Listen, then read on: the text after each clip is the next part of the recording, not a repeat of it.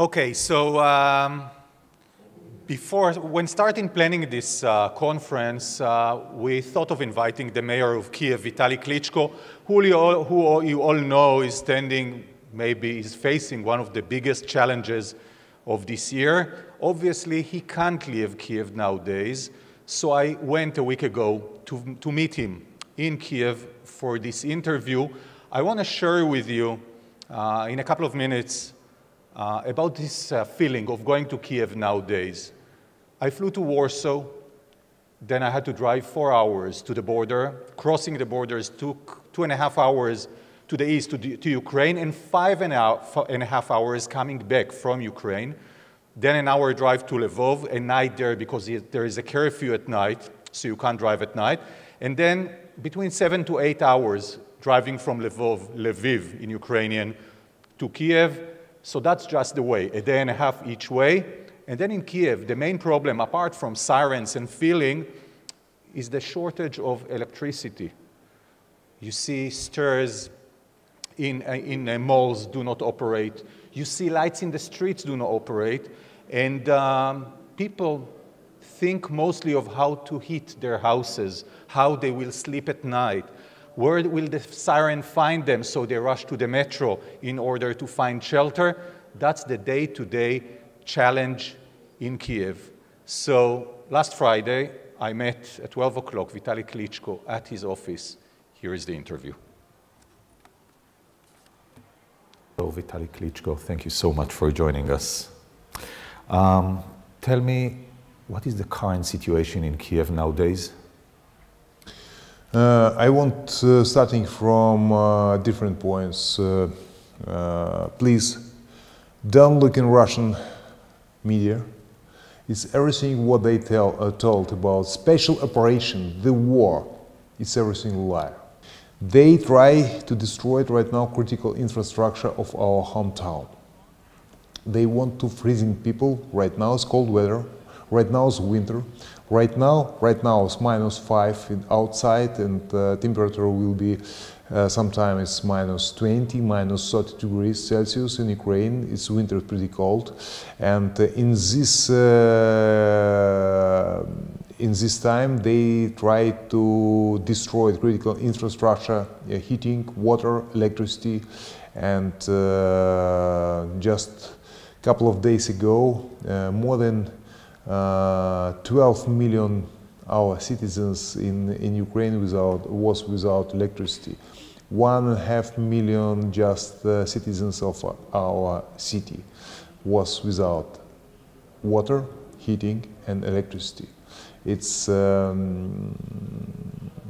Putin needs Ukraine as territory without Ukrainians.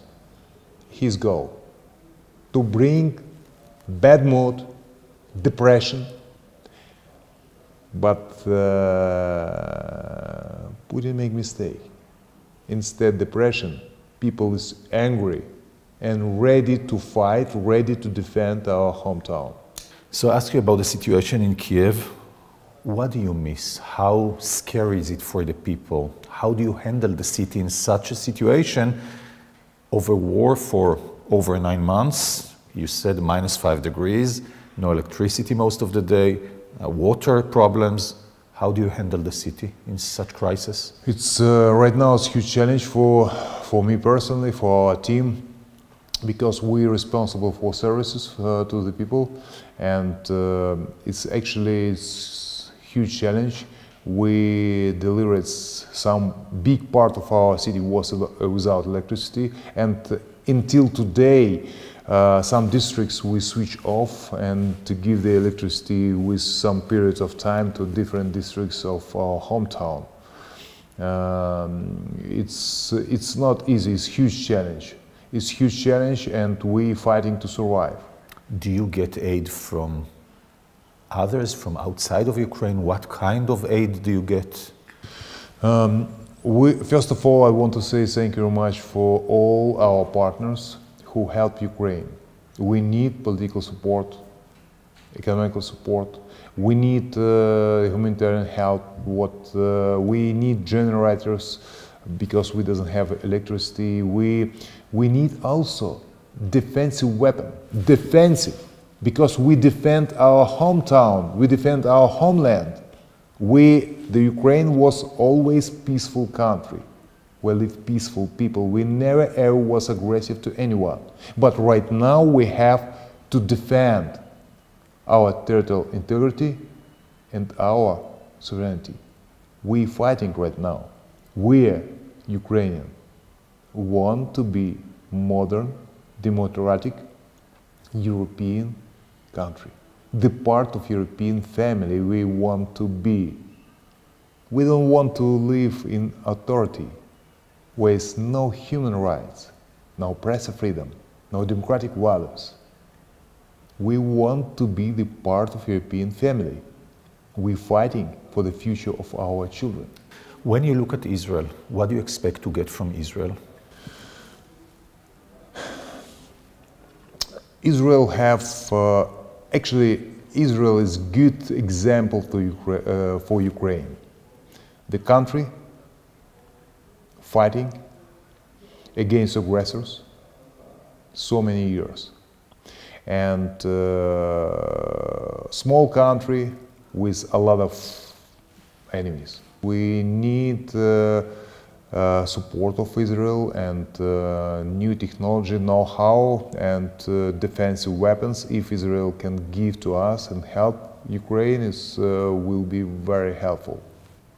I want to take you back to your position as a mayor. That is a very unique situation, handling such a big city, millions of people, and many people, I bet, coming from outside to Kiev because it's a big city, under such a crisis and such a complicated war.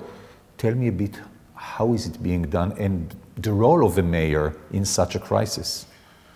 We have almost 300,000 refugees from another region, from east and south of Ukraine, because Kiev have the best services regarding medical care, regarding education and services, all services, and also defensive system, anti-rocket system, air defense. And that's why people feel much more safety and everyone want to be in the capital, and that's why the people moved for Kiev. Right now we have 3.5 million citizens in our hometown. Almost the same numbers like before the war. It's a lot of challenges what we have to build defense, to work with military forces, to work communicate with our citizens. It's a lot of challenges what we have right now in this period. We doesn't have experience. We never ever expect this work happens in our peaceful country, but right now it's a hard reality. And how do you get the support and the understanding and the trust of the people? 3.5 million people, you know, having no electricity, no water, being afraid of rockets, it's a different situation. How do you get them to trust you, to trust your leadership? If people see you fighting for, right now is main priority for everyone is safety. And we fighting right now to save the lives, to save normal lives and standards of lives in our hometown. And people see that and give trustability to mayor, because I am represent our biggest community in Ukraine, and I'm very appreciative for trust and do it everything what I can to support people, to give to save people, to save normal lives, to give the services. It's huge responsibility.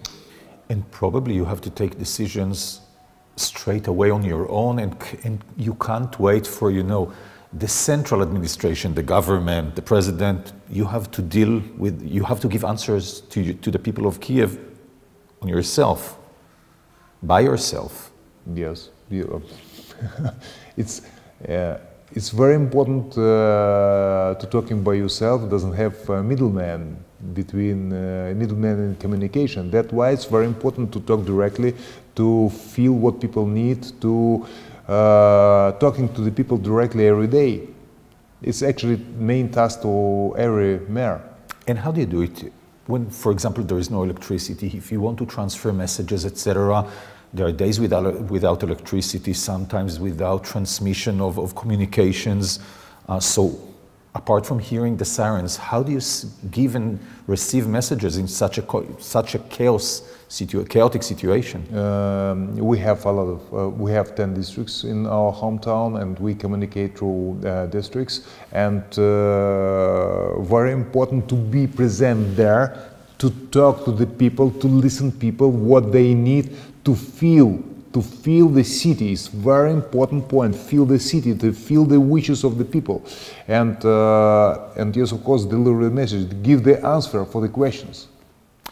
You were in Barcelona a couple of weeks ago, and you spoke of deploying new technologies in such a crisis. What did you mean? What kind of technologies? We have actually